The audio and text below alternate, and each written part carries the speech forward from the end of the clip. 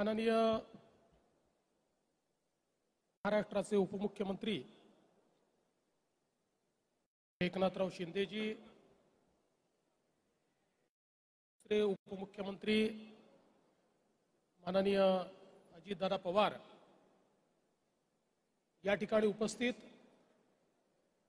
सर्व आमचे सहकारी मंत्री, राज्यमंत्री, आमदार, पीडब्ल्यूडी विभागाचे अप्पर मुख्य सचिव, MSRDCचे MD, सर्व नाशिक जिल्हा आणि ठाणे जिल्ह्याचे प्रशासनिक अधिकारी आणि उपस्थित सर्व माध्यम प्रतिनिधी भगिनी आणि बंधूंनो, आज आमच्या महायुतीच्या सरकारकरता ही अतिशय आनंदाची गोष्ट आहे की जे स्वप्न आम्ही 2014 नंतर महायुतीचं सरकार आल्यावर बघितलं होतं, त्याची एक प्रकारे पूर्तता आज या ठिकाणी होते। समृद्धी महामार्ग हा केवळ एक रस्ता नाहीये, हा महाराष्ट्राच्या समृद्धीचा इकॉनॉमिक कॉरिडॉर आहे आणि म्हणूनच याला हिंदू हृदय सम्राट शिवसेना प्रमुख बाळासाहेब ठाकरे समृद्धी महामार्ग अशा प्रकारचं नामकरण हे आपण दिलेलं आहे। कारण या महामार्गाने महाराष्ट्राचं इंटिग्रेशन साधलेलं आहे। जवळपास महाराष्ट्राचे 24 जिल्हे या महामार्गामुळे JNPT पोर्टशी कनेक्टेड आहेत आणि लवकरच हा महामार्ग नवीन वाढवण बंदराशी देखील आम्ही कनेक्ट करणार आहोत। त्यामुळे पोर्ट लेड डेव्हलपमेंट ही महाराष्ट्राच्या कानाकोपऱ्यात पोहोचवण्याचं काम या महामार्गाच्या माध्यमातून होणार आहे। आपल्याला कल्पना आहे की देशाचे प्रधानमंत्री माननीय नरेंद्र मोदीजी यांनी याच्या पहिल्या टप्प्याचं उद्घाटन केलं, त्यानंतर मग मुख्यमंत्री एकनाथराव शिंदेजींच्या नेतृत्वात आम्ही दुसऱ्या टप्प्याचं उद्घाटन केलं।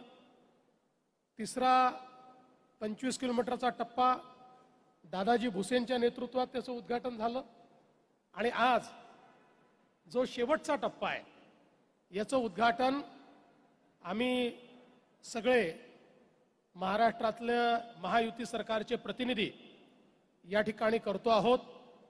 आता हा जो महामार्ग आहे जवळपास 55,335 कोटी रुपये खर्च करून हा महामार्ग आपण तयार केलेला आहे आणि 701 किलोमीटरचा महामार्ग आहे, ज्याच्यामध्ये वेगवेगळ्या प्रकारचे उडान पूल आणि डोंगर दऱ्याच्या ठिकाणी तयार केलेले वायाडक्ट याची संख्या 73 आहे, 73। वन्यजीवांकरता जी संरचना केली आहे, वन्यजीवांना कुठेही संचाराकरता अडचण होऊ नये, अडथळा होऊ नये म्हणून जवळपास 100 वेगवेगळ्या संरचना या ठिकाणी तयार केल्या आहेत, ज्यामध्ये पहिल्यांदाच देशामध्ये वन्यजीवांकरता 8 ओव्हरपास आणि 92 अंडरपास तयार करण्यात आले आहेत। आणि आपण कॅमेरा ट्रॅपमधून बघू शकतो की अतिशय नीट वन्यजीवांचं विचरण या ठिकाणी या ट्रॅप, या अंडरपास आणि ओव्हरपासच्या माध्यमातून चाललंय। एकूण याच्यामध्ये 32 मुख्य पूल आहेत आणि 317 लहान पूल या महामार्गाकरता बांधण्यात आलेले आहेत।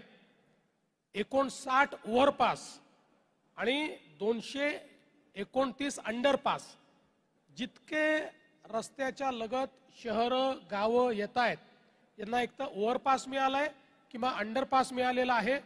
सगळ्यांचं या ठिकाणी जो राईट ऑफ वे आहे तो प्रोटेक्ट करण्याचं काम आपण केलंय।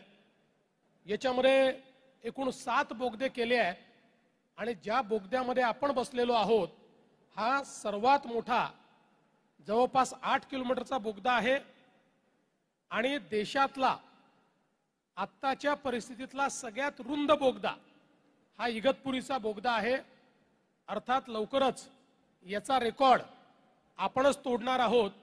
ज्यावेळी आपण पुणे मिसिंग लिंकचं काम पूर्ण करू त्यावेळी याचाही रेकॉर्ड तुटेल आणि मग जो बोगदा तयार होईल तो देशातला सगळ्यात मोठा बोगदा असेल। पण आज हा देशातला सगळ्यात मोठा बोगदा आहे।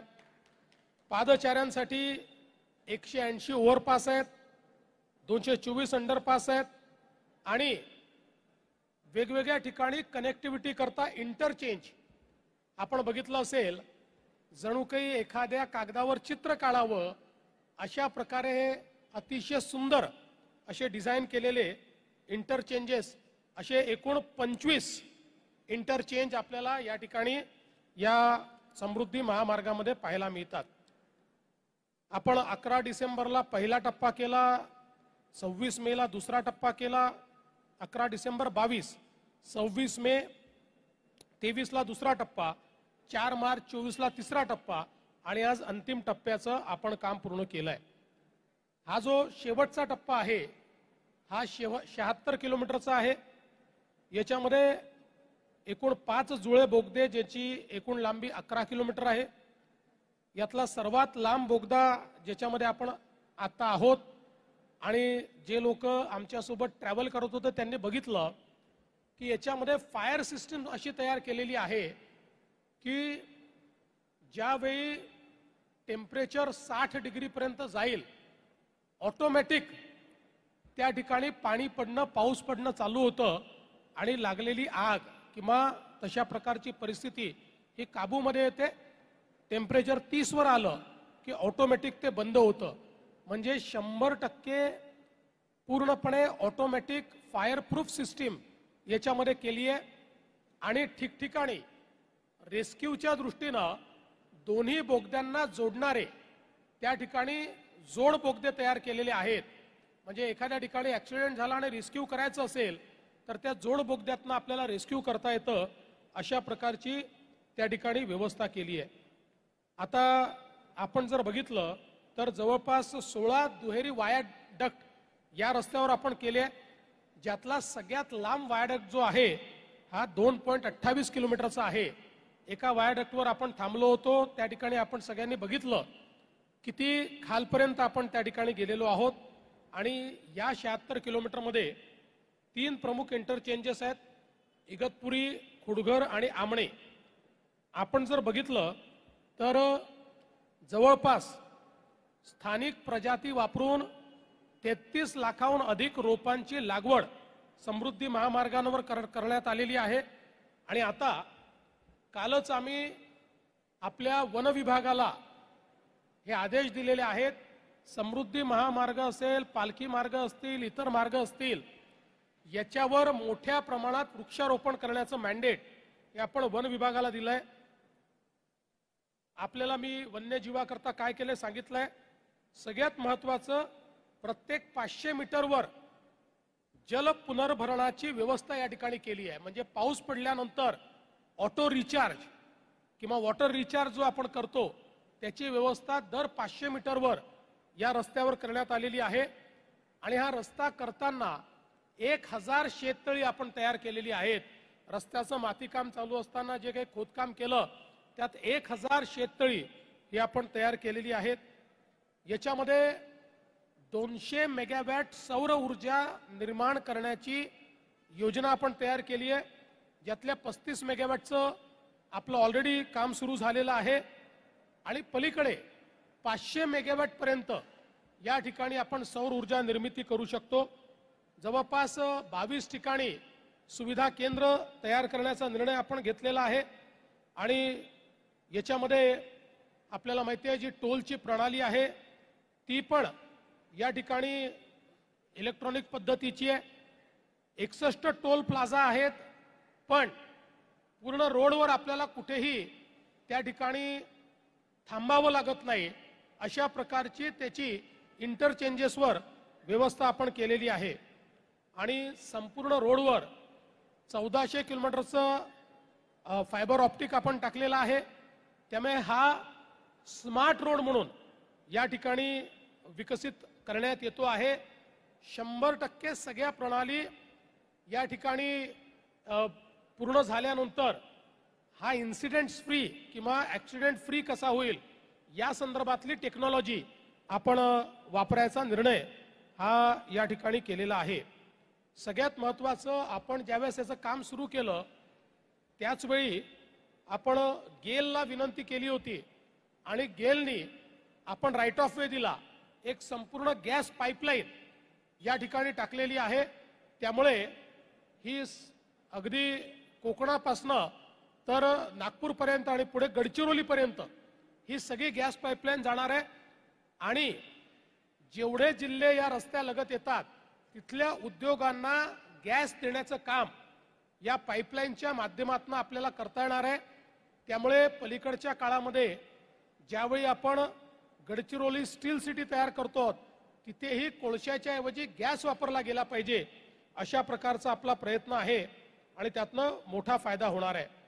आपल्याला माहिती आहे की शिर्डी असेल, अजिंठा असेल, शेगाव असेल, वेरूळ असेल, लोणार सरोवर असेल, अनेक अशा प्रकारच्या पर्यटनाच्या ज्या काही जागा आहेत किंवा ज्या आपली धार्मिक स्थळं आहेत ती देखील या समृद्धी महामार्गामुळे जोडण्याचं काम आपण केलेलं आहे.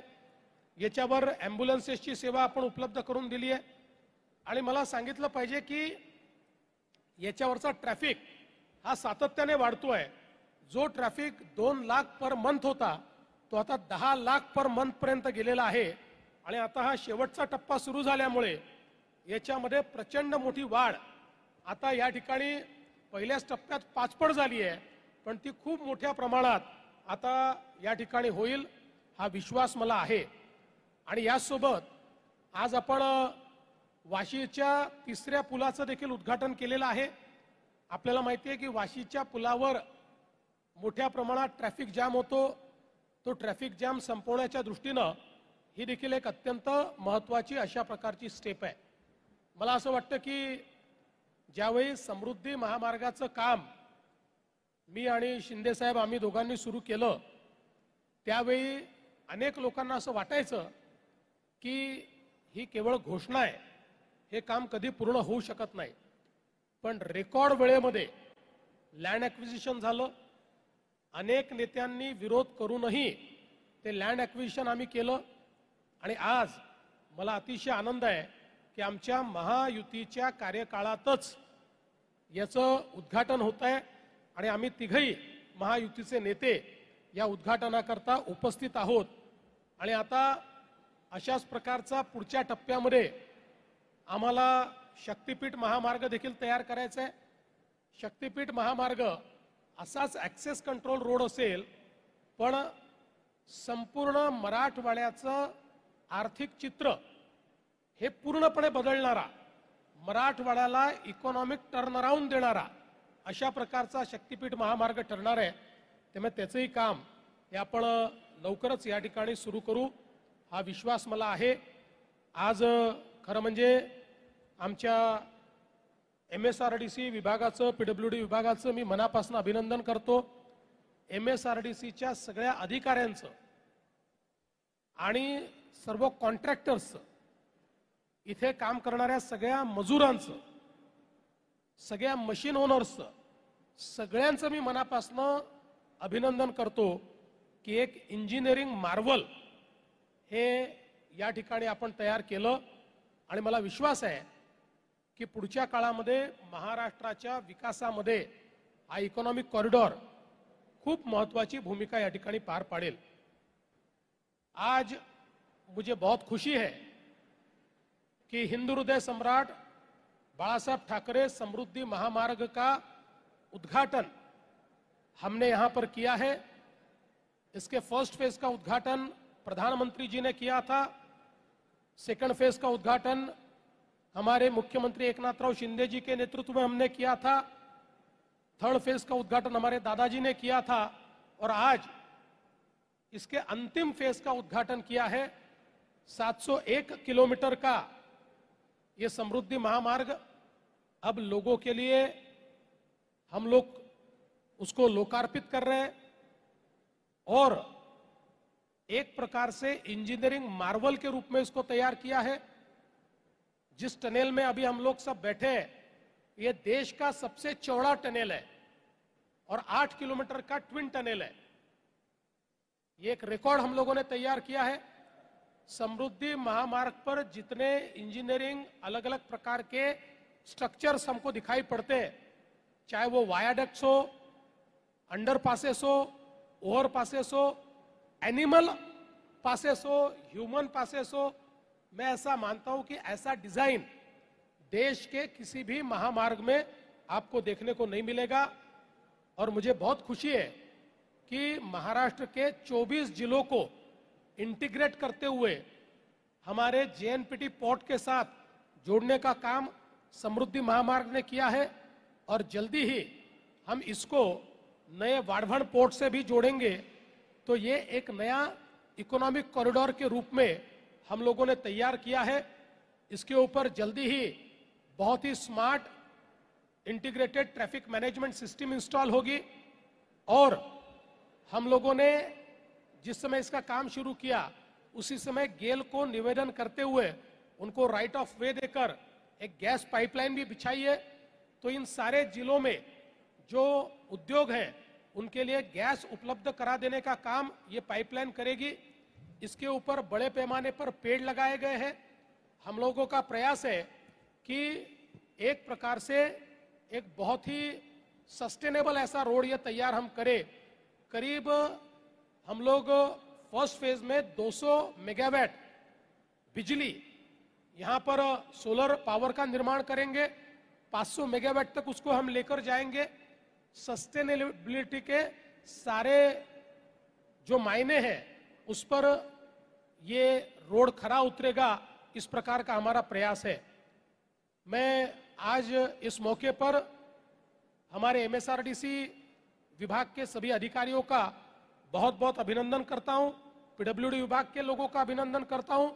विशेष रूप से हमारे उप मुख्यमंत्री एकनाथ शिंदे जी जो पहले दिन से इस रोड के साथ जुड़े हैं, हमारे दूसरे उप मुख्यमंत्री अजितदादा पवार और हमारे सारे मंत्रिमंडल के मंत्रियों का भी मैं बहुत बहुत यहां पर धन्यवाद देना चाहता हूं। सभी की मदद के कारण एक रिकॉर्ड टाइम में देश का सबसे अच्छा मार्ग हम बना पाए और मैं ये भी कहना चाहता हूं कि देश का सबसे लंबा एक ही स्टेट में जाने वाला एक्सेस कंट्रोल रोड भी ये समृद्धि हाईवे है।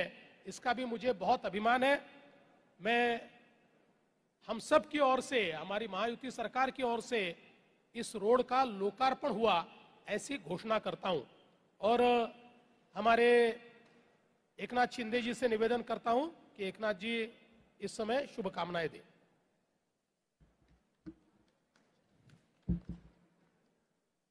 हिंदू हृदय सम्राट बाळासाहेब ठाकरे महाराष्ट्र समृद्धी महामार्ग आज अंतिम टप्प्याचं लोकार्पण आपले लोकप्रिय मुख्यमंत्री देवेंद्र फडणवीसजींच्या शुभ हस्ते या ठिकाणी संपन्न झालं। या प्रसंगी उपस्थित आमचे उपमुख्यमंत्री अजितदादा पवार, दुसरे आपले मंत्री दादा भुसे, आता शालेय शिक्षण मंत्री आहेत पण त्यांच्याकडे पण 1.25 वर्ष एमएसआरडीसी खातं होतं।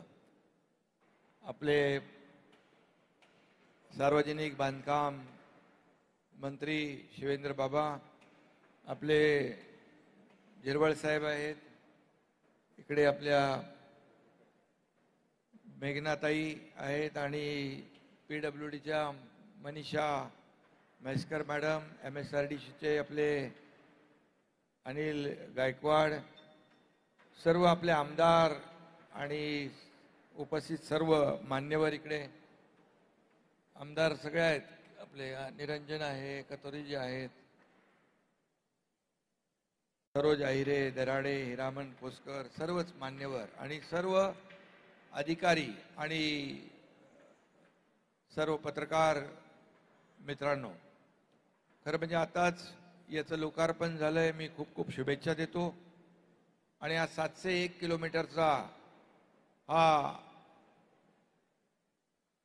देशातला आपला सर्वात लांबीचा, देशात झालाय मोठा आपला सगळ्यात, आणि महाराष्ट्रातला गेम चेंजर प्रकल्प हिंदू हृदय सम्राट बाळासाहेब ठाकरे महाराष्ट्र समृद्धी महामार्ग आज पूर्ण झालेला आहे.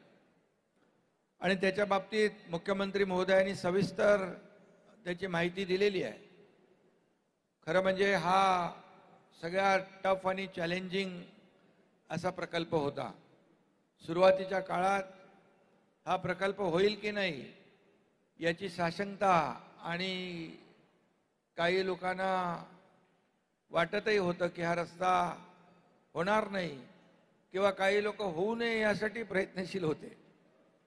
पण त्यावेळेस मुख्यमंत्री देवेंद्रजी आणि त्यांनी सांगितलं की एकनाथजी आपल्याला हा समृद्धी हायवे कंप्लीट पूर्ण करायचा आहे. हा एक गेम चेंजर प्रकल्प आहे आणि नागपूर मुंबई हा 10 जिल्हे डायरेक्ट, 14 जिल्हे इनडायरेक्टली, जवळपास 392 गावं आणि अशा खूप मोठ्या प्रमाणात लोकांना याचा फायदा होणार आहे. आणि त्यामुळे हा विदर्भात देखील मोठ्या प्रमाणावर उद्योगीकरण होईल. त्या ठिकाणी किंवा या संपूर्ण 701 किलोमीटरवर पूर्वी आम्ही जेव्हा सुरुवात केली तेव्हा कुठलं ते सुरुवात शेवटला ते काय आपण गेलो होतो तिकडे अनिल, शेवटचं टोक नागपूर मधलं वायफळ, तिकडे म्हणजे माणूस तर नाही, कोणीच नव्हतं. पण आता पाहतोय आपण की रस्ता झाल्यानंतर फक्त रस्ता नाही आहे, तर एकदम पूर्ण इकोसिस्टीम तयार होती आहे. आणि यामध्ये सर्वात महत्वाचं म्हणजे जे प्रवासाला 18 तास लागत होते ते आता 8 तास लागणार आहे. म्हणजे प्रवासातला वेळ वाचेल, इंधन वाचेल, प्रदूषण वाचेल. आणि खऱ्या अर्थाने अनेक ठिकाणी आपण 18 नोड तयार करतोय. त्या भागामध्ये इंडस्ट्री येते आहे, कृषी समृद्धी केंद्र होत आहेत आणि हा खऱ्या अर्थाने एक गेम चेंजर प्रकल्प होईल. त्या ठिकाणी आम्ही जसं मुख्यमंत्री महोदयांनी सांगितलं की पर्यावरणपूरक हा रस्ता केलेला आहे. म्हणजे अगदी छोट्या छोट्या गोष्टींवर लक्ष ठेवलंय. हे वन्यजीव जे आहेत त्यांच्यासाठी देखील 100 अंडरपास ओव्हरपास केले आणि आपण कधी पाहू शकता मुक्तपणे ते संचार देखील करतायत. त्यांना जंगलाचा फील यावा यासाठी अधिकचे पैसे देखील आपण MSRDC सरकारने खर्च केले. कारण माणसांना आपण रस्ता करत असताना वन्यजीव जे आहेत त्यांना कुठेही डिस्टर्ब होता कामा नये. त्यांचं जे काही मुक्तपणे त्यांना संचार करता आला पाहिजे याची देखील काळजी आपण घेतली. मग अशी सांगितलं की 1000 शेततळी, शेतकऱ्याने देखील खूप मोठा फायदा झाला. वॉटर लेवल वाढली, लोकांना फायदा झाला. त्याचबरोबर आपण सोलरवर 200-250 मेगावॅट वीज तयार करतोय. मुख्यमंत्री आता म्हणाले अनिल गायकवाडजी की 1000 मेगावॅट पर्यंत आपण सोलर एनर्जी आपण तयार करू शकतो का, त्यावर आपण काम केलं पाहिजे. आणि सगळ्यात महत्वाचं म्हणजे मोठ्या प्रमाणावर आपण इथे वृक्षारोपण करतोय. 11 लाख मोठी झाडं आपण लावतोय आणि 22 लाख लहान झाडं आपण लावतोय. म्हणजे 33 लाख झाडं या रस्त्यावर होणार आहेत. त्यामुळे पर्यावरणपूरक हा महाराष्ट्र समृद्धी महामार्ग आहे. आणि त्याचे टप्पे कसे केले आपण पाहिले. आमची सगळ्यांचीच इच्छा होती की हा रस्ता झाल्यानंतर या पहिल्या टप्प्याचं उद्घाटन देशाचे प्रधानमंत्री नरेंद्र मोदीजींच्या हस्ते व्हायला पाहिजे. आणि तेव्हा मी मुख्यमंत्री होतो आणि देवेंद्रजींनी आमचं मत होतं, सगळ्यांचंच मत होतं की प्रधानमंत्री महोदयांनी यावं. काही लोक त्याच्यात लवकर घाई करत होते, पण ते अर्धवट काम आम्ही असताना उद्घाटन करू शकत नाही. आणि बरोबर तो मुहूर्त आला आणि प्रधानमंत्री मोदीजींच्या शुभ हस्ते आम्ही त्याचं लोकार्पण केलं. नंतर टप्पे आपण माहिती आहेत कसे मुख्यमंत्री महोदयांनी सांगितलेले आहेत. त्यामुळे पूर्णपणे ऍक्सेस कंट्रोल रस्त्याचा काय फायदा असतो हा आपण पूर्वी मुंबई पुणे रस्ता झाला त्यावेळेस पाहिलं.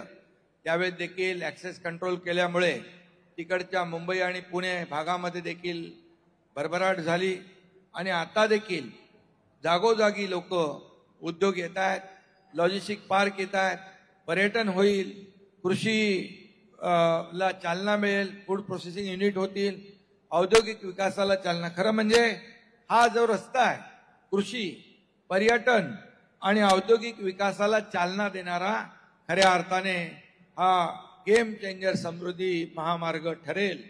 आणि म्हणून आज खऱ्या अर्थाने शेवटच्या टप्प्याचं लोकांना आतुरतेने वाट पाहत होते आणि तो टप्पा देखील पार झालेला आहे. यामुळे आता मुंबईहून शिर्डीला येणारी माणसं अगदी 3-4 तासात येतील आणि त्याचबरोबर या शेवटच्या टप्प्यामुळे नाशिकला मोठा फायदा होईल आणि नाशिकच्या विकासाला देखील मोठी चालना मिळेल. इथं सर्वात मोठा उंच वायाडक्ट जो आहे तोही आम्हाला या ठिकाणी पाहिला आम्ही आणि खऱ्या अर्थाने हा एक जो समृद्धी महामार्ग आहे, असेच ऍक्सेस कंट्रोल रोड ज्यामुळे कनेक्टिव्हिटी, वेळेमध्ये बचत, पर्यावरणाला पोषक, त्याचबरोबर इंधनाची बचत आणि या ठिकाणी जे सकाळी निघालेला नागपूरहून शेतकरी आपला शेतमाल घेऊन तो 3ऱ्या दिवशी पोचायचा, आता सकाळी निघालेला शेतकरी संध्याकाळी मार्केटमध्ये पोहोचेल, अशा प्रकारची परिस्थिती या ठिकाणी निर्माण झालेली आहे. त्यामुळे मोठ्या प्रमाणामध्ये जे काही दावोसला गेल्यानंतर, मी जेव्हा गेलो तेव्हाही एमओयू झाले, आता देवेंद्रजी दावोसला गेले तेव्हा देखील एमओयू मोठ्या प्रमाणावर झालेत आणि या रस्त्यावर देखील मोठ्या प्रमाणावर उद्योगाला चालना मिळेल. शेवटी लोक विचार करतात किती वेळ आम्हाला लागणार आहे. आता 18 तासाचं अंतर जर 7-8 तासावर आलं तर मोठ्या प्रमाणावर सगळीकडे उद्योग येतील आणि उद्योगांचं जे फक्त मुंबई, ठाणे, रायगड, नाशिक, पुणे इथपर्यंत थांबलेला जो काय उद्योजकांची मागणी ती आता डिसेंट्रलाइज होईल आणि सगळीकडे उद्योगाला देखील चालना मिळेल. आणि त्यामुळे खऱ्या अर्थाने फक्त हा रस्ता नाही आहे तर पूर्णपणे या नोडवर देखील या ठिकाणी अनेक 18-20 ठिकाणी आपल्याला मोठ्या प्रमाणावर एक त्या जिल्ह्यातल्या भौगोलिक परिस्थितीनुसार त्या ठिकाणी उद्योगांचं या ठिकाणी विकास होतील, उद्योग येतील आणि खऱ्या अर्थाने या आपल्या राज्याला याचा फायदा होईल. आणि म्हणूनच आम्ही ठरवलेलं आहे की ऍक्सेस कंट्रोल ग्रीड तयार करायचं, असं जसं शक्तीपीठाचा उल्लेख मुख्यमंत्री महोदयांनी केला आहे. मराठवाड्याला पूर्ण गेम चेंजर होईल. मराठवाड्यातल्या अनेक जिल्ह्यांमध्ये विकास होईल, त्या ठिकाणच्या आत्महत्या थांबतील आणि म्हणून असा हा पश्चिम महाराष्ट्राला फायदा होईल, कोकणाला त्याचा फायदा होईल. आणि यावेळी पूर्वी देखील जसं आम्ही समृद्धी सुरू केला त्यावेळेस देखील खूप लोक विरोधात आले, किंबहुना काही त्याला राजकीय विरोधक देखील त्यांनी सपोर्ट केला. असा या समृद्धी महामार्गाला नंतर शेतकऱ्यांनी स्वतःहून कन्सेंट दिले आणि शेतकऱ्यांनी स्वतःहून पुढाकार घेतला आणि आज त्या शेतकऱ्यांना देखील खूप फायदा झाला, त्यांची समृद्धी झाली. आणि म्हणून शक्तीपीठ देखील असाच महामार्ग लोकांच्या हिताचा आहे, तो देखील झाला पाहिजे. अशा प्रकारचा झाला तर लोकांनाच फायदा होणार आहे. आणि म्हणून एक ऍक्सेस कंट्रोल ग्रीड आपण पूर्ण महाराष्ट्रामध्ये MSRDCने त्याचं प्लॅनिंग केलेलं आहे. आणि म्हणून कुठलाही माणूस कुठल्याही कोपऱ्यातून कुठल्याही कोपऱ्यात जायचं असेल तर 18 तास 20 तास लागता कामा नये. 7 ते 8 तासामध्ये कुठूनही कुठल्याही कोपऱ्यातून कुठल्याही कोपऱ्यात महाराष्ट्राच्या माणूस गेला पाहिजे. अशा प्रकारचं ऍक्सेस कंट्रोल ग्रीडचं आपण या ठिकाणी एक मोठा प्रकल्प राबवतोय. या ठिकाणी देखील 16-18 ठिकाणी जे काही अमेनिटी ज्या द्यायच्या आहेत आपल्याला, वेस्ट साईड अमेनिटी, त्याचं देखील लवकरच पिण्याचं पाणी, स्वच्छतागृह, हॉटेल, पेट्रोल पंप काही ठिकाणी झालेत, परंतु युद्ध पातळीवर ते देखील या ठिकाणी होतील आणि प्रवाशांना त्याचा लाभ होईल. आणि म्हणून त्यावर देखील MSRDC PWD फोकस करते आहे. आणि म्हणून आजचा हा जो काही लोकार्पण सोहळा आहे लवकरच होईल ते. आणि म्हणून मगाशी देखील मुख्यमंत्री महोदय म्हणाले की आतापर्यंतच्या इतिहासामध्ये अतिशय कठीण वाटणारा, टफ वाटणारा प्रकल्प, त्याचं लँड ॲक्विजिशन रेकॉर्ड टाइममध्ये झालं. 1 वर्षाच्या आतमध्ये लोक विचार करायला लागले, एवढ्या लवकर एवढा विरोध असताना, मोर्चे निघालेले असताना हे कसं झालं. परंतु शेवटी लोकांना याचं महत्त्व पटलं आणि त्यामुळे यासाठी लोकांनी देखील सहभाग घेतला आणि सर्वांनी सहकार्य केलं. या सगळ्या कामामध्ये ज्यांनी ज्यांनी सहकार्य केलं त्या सगळ्यांचं मनापासून अभिनंदन. PWDचे, MSRDCचे सगळे अधिकारी, त्यांचे सर्व कर्मचारी, जे कॉन्ट्रॅक्टर आहेत त्यांनी देखील चांगलं काम केलं. अतिशय रस्ता जो आहे, गाडी चालवताना पोटातलं पाणी देखील हलत नाही, अशा प्रकारचा स्मूथ ड्रायव्हिंग या ठिकाणी करता येते. फक्त लोकांनी जी वेग मर्यादा आहे त्याचं पालन केलं पाहिजे. एवढंच आपण पाळलं तर मला वाटतं आता मुंबई आणि नागपूर अगदी जवळ आलेलं आहे. आता काही लोक मागच्या अधिवेशनामध्ये बाय रोड आले आणि आता तर हा कंप्लीट रस्ता झाल्यानंतर आता नागपूर अधिवेशनामध्ये तर लोक या समृद्धी हायवेनी येतील. आणि म्हणून अतिशय उत्तम आणि अतिशय चांगला क्वालिटीचं काम, जसं मुख्यमंत्री महोदय म्हणाले इंजिनिअरिंग मार्वल, अशा प्रकारचं जे काम केलेलं आहे हे अतिशय खडतर काम, टफ काम, चॅलेंजिंग काम सर्व आमच्या अधिकाऱ्यांनी पूर्ण केलं. त्यासाठी मनीषाताई इकडं मेस्कर आहेत, आमचे अनिल गायकवाड आहेत, सगळ्यांची नावं घेत नाही मी, आणि सगळं टीम जी आहे या सर्व टीमचं अभिनंदन करतो. आणि ज्यांनी ही कामं पॅकेजमध्ये केली त्या सर्व कंपन्यांचं देखील मी अभिनंदन करतो आणि सर्व पत्रकारांना देखील शुभेच्छा देतो. अजितदादा. राज्याचे मुख्यमंत्री माननीय देवेंद्र फडणवीसजी, उपमुख्यमंत्री एकनाथराव शिंदेजी, आमच्या मंत्रिमंडळातील सहकारी शिवेंद्र बाबा राजे भोसले, तसंच आमचे नरहरी झिरवाळजी, दादाजी भुसेजी, मेघनाताई बोर्डीकरजी, मनीषा म्हैसकरजी, अनिल गायकवाडजी, स्थानिक आमदार हिरमण खोसकरजी, सरोजा हिरे, निरंजन डावखरे, नितीन पवार, किसन कथोरेजी, सर्व उपस्थित मान्यवर, सर्व पत्रकार बंधू भगिनी, प्रतिष्ठित नागरिक आणि तरुण मित्रांनो, आज जागतिक पर्यावरण दिन आहे. मी सुरुवातीलाच आपल्याला सगळ्यांना जागतिक पर्यावरणाच्या दिनाच्या निमित्तानं खूप खूप मनापासून शुभेच्छा देतो. कालच राज्याच्या मुख्यमंत्र्यांनी एक बैठक घेतलेली होती. सगळ्या VCवर विभागीय आयुक्त, सगळे जिल्हाधिकारी, वन विभागाचे अधिकारी सगळ्यांना मार्गदर्शन केलं आणि आम्ही यंदाच्या वर्षी 10 कोटी वृक्ष लागवड करायचा निर्णय घेतलेला आहे. यंदाच्या वर्षीचं टार्गेट आमचं 10 कोटीचं मुख्यमंत्र्यांनी केलंय आणि राहिलेल्या 4 वर्षामध्ये दरवर्षी 25-25-25 कोटी असं 100 कोटीचं या पंचवार्षिक योजनेमध्ये वृक्ष लागवडीचं टार्गेट करण्याचा संकल्प आमच्या महायुतीच्या सरकारने, मुख्यमंत्री आणि सगळ्या मंत्रिमंडळांनी त्या बाबतीमध्ये घेतलेला आहे.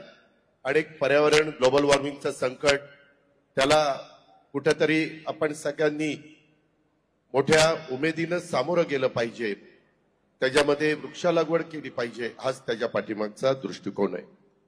आज खऱ्या अर्थाने देवेंद्रजींचा जो ड्रीम प्रोजेक्ट होता त्यांनी पाठीमागं मुख्यमंत्री असताना जो सुरू केला, मला आठवतं मी त्याचा साक्षीदार आहे. हा प्रोजेक्ट सुरू करत असताना अनेकांनी विरोध केला. त्याच्यामध्ये एक पूर्वीचा औरंगाबाद, आत्ताचा छत्रपती संभाजीनगरला एक मोठ्या हॉलमध्ये मीटिंग झाली. सगळ्यांनी तिथं आम्हाला सांगितलं की आपल्याला विरोध करायचा, की अजिबात होऊन द्यायचा नाही. आणि नंतर ज्यावेळेस देवेंद्रजींनी, एकनाथरावांनी त्या जमिनीच्या बद्दलचा दर जाहीर केला, त्यावेळेस आम्हाला समर्थन देणारे सगळ्यांनी आमच्याकडे पाठी केल्या आणि त्यांनी जाऊन पैसे घेतले आणि समृद्धी महामार्गाला पाठिंबा दिला, जमिनी दिल्या. आज 8,800 हेक्टर जमीन एवढ्या मोठ्या प्रोजेक्टमध्ये, जे हिंदू हृदय सम्राट बाळासाहेब ठाकरे महाराष्ट्र समृद्धी महामार्ग आहे त्याकरता घेतलेली आहे. 546 एकर फॉरेस्टची जमीन, जवळपास ब्रिजेस मला अनिल गायकवाड सांगत होते की दादा 1903 लहान मोठे ब्रिजेस ह्याच्यामध्ये आपण केलेले आहेत आणि डिसेंबर 22 मध्ये सुरुवात केली तेव्हा सगळा नव्हता, तेव्हा 2 लाख वाहनं इथनं जात होती. आता मे 25 मध्ये 10 लाख वाहनं त्या ठिकाणी जायला लागलेली आहेत. ही संख्या अशीच वाढत राहणार आहे. शेवटी लोकांची सोय झाली पाहिजे. त्यामध्ये अजून थोड्याशा काही गोष्टी करायच्या, विशेषतः स्वच्छतागृह आणि इतर काही वेगवेगळ्या ठिकाणी जर कोणाला थांबायचं म्हटलं तर काही नाश्ता वगैरे करायचं म्हटलं तर त्याही गोष्टीच्या बद्दलचा निर्णय घेतले गेलेले आहेत, त्याचे टेंडर काढले गेलेले आहेत. लवकर त्याच बद्दलचे जे लोकांच्या मनामध्ये थोडीशी समस्या आहे ती पण दूर करण्याचं काम हे महायुतीच्या सरकारने केलेलं आहे. 701 किलोमीटर लांबीचा आणि जगातला देशातला सर्वाधिक रुंदीचा. आणि मगाशी जे सांगितलं, आम्ही येताना विमानात आणि आपल्या हेलिकॉप्टरमध्ये बोलत होतो, लवकरच पुणे मुंबईचा जो त्या बाबतीतला आपण रस्त्याचं काम करतोय तिथं जगातल्या पहिल्या 5 मध्ये सर्वात रुंदीचा अशा प्रकारचा तो ब्रिज होणार आहे आणि तो टनेल होणार आहे. ही पण गोष्ट आपल्या सगळ्या महाराष्ट्राच्या दृष्टीनं अभिमानाची अशा प्रकारची आहे. याच्यातून खूप काही साधण्याचा प्रयत्न केलेला आहे. खरं सगळ्याच गोष्टी मुख्यमंत्री उपमुख्यमंत्र्यांनी सांगितलेल्या आहेत. 55,500 कोटीची किंमत होती, परंतु ती आज शेवटपर्यंत 61,000वर त्या बाबतीमध्ये गेलेली आहे आणि 61,000 रुपये खर्च करून 10 डायरेक्ट आणि 14 इनडायरेक्ट जिल्ह्यांना जोडणारा हा आपला समृद्धी महामार्ग. तुम्हाला आश्चर्य वाटेल किती सिमेंटच्या पोती यायला लागली असतील. 12 कोटी सिमेंटच्या बॅग्स या सगळ्या महामार्गाला ब्रिजेसला लागलेल्या आहेत. 7 लाख मेट्रिक टन स्टील आणि 13 कोटी घनमीटर भराव इथं केलेला आहे. 8 कोटी घनमीटर खोदकाम केलेलं आहे आणि त्या खोदकामामध्ये 8 कोटी घनमीटर निघालेला जो माल आहे त्याच्यातला 6 कोटीचा माल वापरला गेलाय, म्हणजे त्याचा क्रश केली किंवा दगड त्याच्यातला वापरला गेला. अशा पद्धतीनं जास्तीत जास्त त्याच्यातून निघणारं कसं आपल्याला वापरता येईल याबद्दलचा सगळा दृष्टिकोन आमच्या रस्ते विकास महामंडळाच्या सगळ्या टीमनी आणि आमच्या पीडब्ल्यूडी डिपार्टमेंटनी त्या बाबतीमध्ये ठेवलेलं आहे. असं फार मोठं काम आज या राज्याच्या करता झालेलं आहे आणि त्याचा खूप मोठं समाधान आम्हाला सगळ्यांना आहे. त्याच्यामध्ये मुख्यमंत्री असताना देवेंद्रजींनी याची सुरुवात केली आणि आज ते मुख्यमंत्री असतानाच त्याचं आता शेवट म्हणजे राहिलेला पण त्याचं उद्घाटन केलं. सहसा असं क्वचित बघायला मिळतं की ज्या व्यक्तीने उद्घाटन केलंय, सुरुवात केली, त्याच व्यक्तीनं त्याचा शेवट केला. परंतु ते ह्या बाबतीमध्ये घडलेलं आहे. बाकीच्याही प्रकल्प तेवढ्याच गतीनं नेण्याचं काम हे महायुतीच्या सरकारकडनं केलं जाईल. त्याच्यामध्ये सन्माननीय एकनाथराव शिंदे साहेबांचं पण त्या समृद्धी महामार्गामध्ये नेहमीच सहकार्य राहिलेलं, योगदान राहिलेलं आहे, प्रयत्न राहिलेला आहे. हेही आपल्याला नाकारता येणार नाही, विसरता येणार नाही. अधिक मी बोलत नाही, परंतु जाताना आमच्या ऑडी गाडीचं सारथ्य हे एकनाथराव शिंदेंनी केलेलं होतं. बाजूला देवेंद्रजी बसले होते, माग मी बघत होतो बरोबर चाललंय का नाही ते. माझ्या जोडीला अनिल गायकवाड आणि मनीषाताई होत्या. त्यांना सांगता येत नव्हतं पण हळूच माझ्या कानात सांगायचे, दादा असं केलं पाहिजे, तसं केलं पाहिजे. आणि जाताना गाडी व्यवस्थित गेली, तिथं थांबली. जाताना थोडस सुरुवात होती, त्याच्यामुळं कुठंही काही धोका न पत्करता त्याचं सारथ्य आमच्या एकनाथरावजींनी केलं. येताना ज्यांना मुख्यमंत्री पदाचा पहिला अनुभव आहे, आता दुसऱ्यांदा झालेत, ते गाडीवर बसले. म्हणलं आता हे बाबा गाडीवर बसल्यावर ह्यांना ही गाडी चालणार नाही, आपण एलसी घेऊया. एलसी नेमकी आमच्या निरंजन डावकरीची होतीच. तो माझ्या पूर्वाश्रमीचा राष्ट्रवादीचा असल्यामुळे सोपंच गेलं. त्याला सांगितलं चल रे गाडी दे, त्यानं लगेच गाडी दिली. त्याच्यात हे महाराज बसले गाडीवर की गाडी 100चा स्पीड घेतला की नंतर पार 120च घेतला. मी अनिल गायकवाडांना म्हणलं 100चा आहे का 120चा? ते म्हणले टनेल येईपर्यंत 120 आहे, टनेल सुरू झाला की 100. मी बघत होतो टनेल सुरू झाल्यावर ही 120 ठेवतायत की 100, पण बरोबर त्यांनी 100वर आणलं. का तर टनेलमध्ये लिहिलेलं होतं 100 जावा. असं सगळ्या नियमाचं पालन करत अतिशय सुरक्षित आम्ही सगळे इथं पोहोचलेलो आहे आणि तुम्हाला प्रेसमध्ये आम्ही नीटपणे सगळ्या गोष्टी सांगू शकलो. त्याच्यामुळं कुठेही आम्ही उतरवलेल्या विम्याचा आम्हाला उपयोग करावा लागला नाही आणि आमचं चांगलं सगळा प्रवास झालेला आहे. आम्ही समाधानी आहे. तुम्ही पण असाच प्रवास करताना समाधानी राहाल याबद्दलचा खात्री आणि विश्वास व्यक्त करतो. या कामामध्ये ज्यांनी ज्यांनी योगदान दिलंय त्या सर्व लोकप्रतिनिधींचं, त्या सर्व मान्यवरांचं, त्या सर्व अधिकारी वर्गाचं, कॉन्ट्रॅक्टरांचं, कामगारांचं, सर्वांचं मी मनपूर्वक त्यांचं कौतुक करतो, त्यांना धन्यवाद देतो, आभार मानतो आणि पुढच्या वाटचालीला शुभेच्छा देतो. जय हिंद, जय महाराष्ट्र.